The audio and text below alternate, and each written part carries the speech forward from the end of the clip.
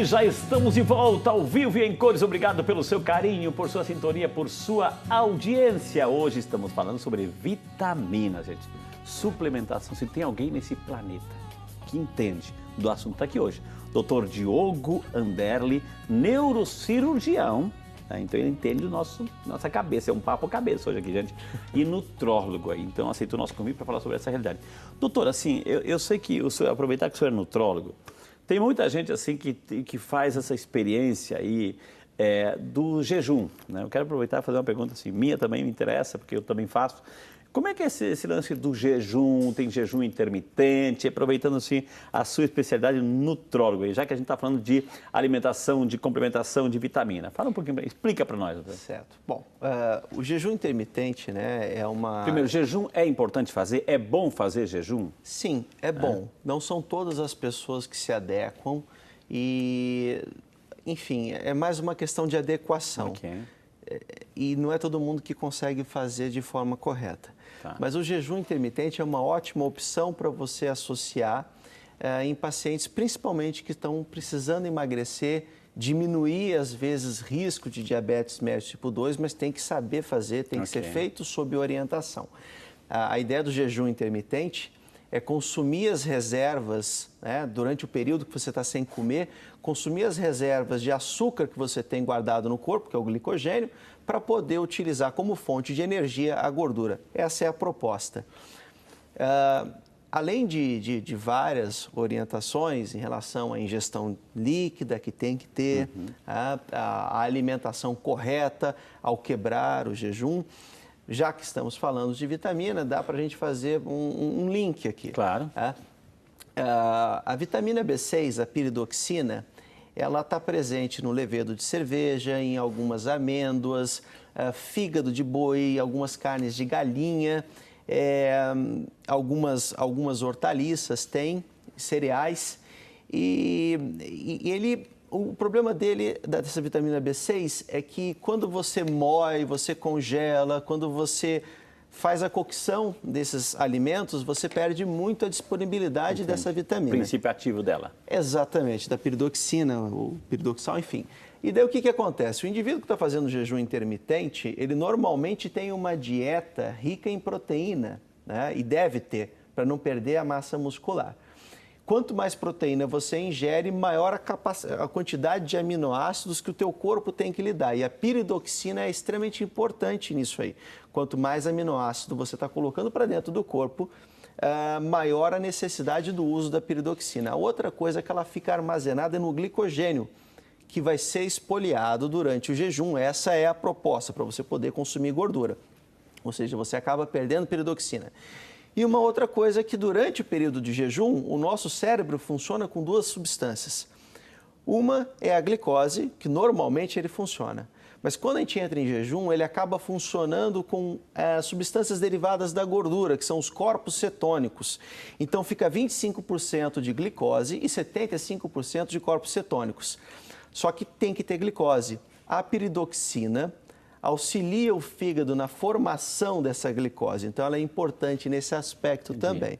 Então, às vezes, para quem está fazendo o jejum intermitente, além de, óbvio, todas as vitaminas que são necessárias, é interessante ter essa atenção especial para a piridoxina para não desenvolver uma fadiga que muitas vezes o indivíduo apresenta. E deficiência de piridoxina, às vezes, pode gerar também cefaleia, ou seja, dor de cabeça, que é uma queixa muito comum também. Faço jejum, mas não faço jejum porque dói minha cabeça, né? Tem alguma coisa desregulada na alimentação. Então, veja, gente, é importante assim, eu sei que fazer jejum é bom, é bíblico, etc., mas também sobre orientação, quando o assunto é jejuns mais prolongados. É Sim, isso, doutor? Principalmente nos prolongados. Doutor, aqui as pessoas já estão interagindo conosco, vão aqui de pertinho aqui, o nosso amigo Ivan Avelar Barros. Obrigado, seu Ivan, Deus abençoe, bem-vindo, viu?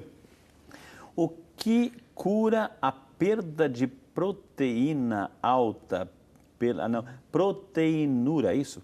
Alta pela urina, né? Espumosa. Nosso amigo Ivan, entendeu, doutor, aqui? Entendi. Ivan, o nome dele. Ivan, isso aí foge um pouco do escopo do assunto, né? Que são vitaminas. Na maioria das vezes, a proteinúria, ou seja, a perda de proteína pela urina, significa que o indivíduo tem uma lesão renal a esclarecer. Na maioria das vezes é diabetes descompensado, tá? Assim, cuidar da doença subjacente que está causando isso. Então, procurar, no caso, um endócrino, um nefrologista para poder ver o que está acontecendo. Se for falar de vitamina, a vitamina D está um pouco ligada à sensibilidade à insulina, mas numa situação que você tem instalado já uma lesão renal, daí você já não... Doutor, o apelo, né, dos componentes até alopáticos, os remédios de farmácia, né, eles são muito mais fortes do que você ter a tua horta em casa, lá cultivar a tua horta ou ir no supermercado e comprar. Não, aqui tem muito pouco. Eu vou lá na farmácia, eu tenho tudo numa cápsula, enfim. Essa é a cultura que está em nós e como é que fica assim? Eu não vou comer uma alface porque tem muito pouco, etc. O corpo absorve muito pouco, então eu vou lá e compro o complexo que está mais substancial. Isso aí é uma prática totalmente inadequada do ponto de vista de saúde, porque foi o que o senhor comentou aquela hora, quando compra um complexo vitamínico. Você está colocando para dentro uma série de substâncias, não necessariamente na quantidade que você precisa. Quando você tem uma alimentação diversa, variada, com um repertório grande de alimentos, com certeza você vai estar colocando vários nutrientes, porque não é só vitamina, você tem os micronutrientes, você tem magnésio, você tem cálcio, você tem fósforo, tem sódio, zinco, selênio, tudo isso é importante para que essas vitaminas funcionem também. E muitas vezes num complexo vitamínico você não vai obter. A outra questão é o funcionamento do intestino. As fibras, os vegetais são muito importantes para a nossa flora intestinal. E nós sabemos que boa parte dessas vitaminas que nós estamos falando precisam de uma conversão intestinal para serem reabsorvidas, ou serem absorvidas, ou até mesmo serem sintetizadas, criadas no intestino. E quem oferece isso? Fibras. Fibras que são os prebióticos, que vão oferecer o pano de fundo aí para as bactérias boas do intestino funcionar. Então, a alimentação tem que ser a base. A suplementação vem a cobrir alguns defeitos pontuais que podem estar acontecendo. Isso mediante o acompanhamento, exames, enfim, de sangue que vão mostrar onde que o nosso corpo está precisando de mais, de dar um ataque melhor, né, doutor? Sim, exatamente. Às vezes, um exame físico já denota isso. Você pode ver a pessoa está mais pálida, etc. Exatamente, mais pálida, os reflexos diminuídos, às vezes alteração de frequência cardíaca, unhas quebradiças, cabelo ruim, pele seca, fadiga. Com isso aí, alterações às vezes na boca, na língua, no canto da boca, nos olhos. Isso aí às vezes já direciona você para uma hipótese diagnóstica, porque não é todo mundo que consegue arcar com os custos das dosagens de vitamina. Você consegue dosar hoje em dia com facilidade ácido fólico, vitamina B12, a vitamina D hoje está mais acessível, mas existem outros grupos de vitamina que às vezes é mais oneroso você obter essas dosagens no exame de sangue. Doutor Diogo, de repente a pessoa que está nos acompanhando agora, né, por N situações, a gente se coloca também nessa situação, mas de repente um estilo de vida não tão legal, comeu muita fast food, muitas embalagens, né, etc. E a vida inteira, uma boa parte de sua vida, e então perdeu muita coisa. Eu tenho como recuperar? Dá para recuperar? Dá para equilibrar, né, o meu complexo interno vitamínico, doutor? Dá. Isso é uma boa notícia, viu, gente? Sim, é uma boa notícia, né? A primeira coisa é diminuir drasticamente esse tipo de alimento, que são alimentos ultraprocessados, enfim, ricos em diversas substâncias que não são adequadas para a nossa saúde.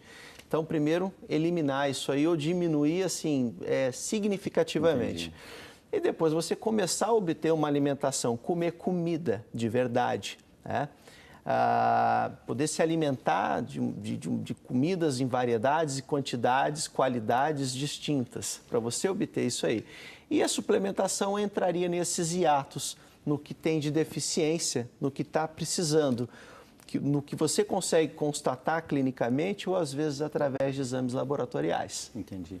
Nós preparamos, doutor, assim, algumas telas, assim, nossa equipe preparou, e a gente vai colocar no ar para você em casa até tirar uma foto, né? Tirar uma foto da tela, assim, a gente vai deixar para você tirar uma foto. Eu gostaria que o senhor comentasse, então, essas dicas para você manter uma alimentação saudável. Pode colocar aí. Então, tá lá, doutor, assim, tá lá a primeira dica, coma frutas e verduras, né? Para cada 2 colheres de arroz, coma uma de feijão. Evite gorduras e frituras. Realize 3 refeições principais e um lanche por dia. Coma com calma e não na frente da TV, como você está fazendo agora. Evite doces e alimentos calóricos, né? Coma de tudo, mas capriche nas verduras, legumes, frutas, cereais. Pratique atividade física regularmente, viu? Né? Eu tô lendo com você, viu? Eu tô lendo com você na sua casa, viu? Olha, eu tô precisando de vitamina A, porque eu tô enxergando, não sei se tá pequeno. Bom, vamos lá. Comer fruta e verdura, né? São ricas em substâncias in natura, tá? Obviamente, se você der preferência para os orgânicos, você vai estar se submetendo menos a substâncias tóxicas, certo. Mas você tem uma quantidade rica de vitaminas e vários outros nutrientes, antioxidantes nas frutas. Verduras, você tem, comendo frutas e verduras, você tem uma tendência menor a ingerir outros tipos de alimentos que são processados ou ultraprocessados. Não comer na frente da TV. Existe uma tendência, existem estudos, inclusive, que evidenciam que quem come na frente da TV tem uma tendência a ingerir muito mais comida, né, do que uma pessoa que está sentada na mesa. Eu não me recordo bem a quantidade, mas é muito mais comida mesmo, às vezes podendo até dobrar a quantidade de comida, porque a pessoa está entretida naquilo e não está prestando atenção no que está comendo, não está tendo a fase cefálica da deglutição.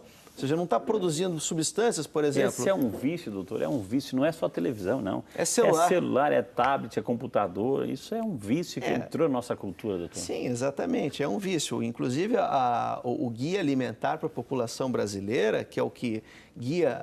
Regulamenta, né? Regulamenta, orienta. Exatamente, orienta as alimentações da população. Ele coloca num dos capítulos dele que a hora de comer...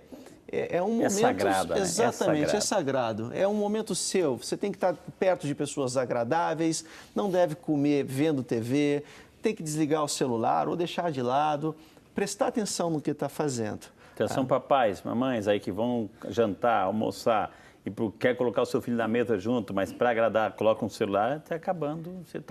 É um mau exemplo. Infelizmente é um mau exemplo. Eu sei disso, eu tenho família, sobrinho e a gente libera, a gente faz essa prática, né? Exatamente, para ficar quietinho, aí você dá um tablet e tudo para você comer em paz, mas é complicado isso aí.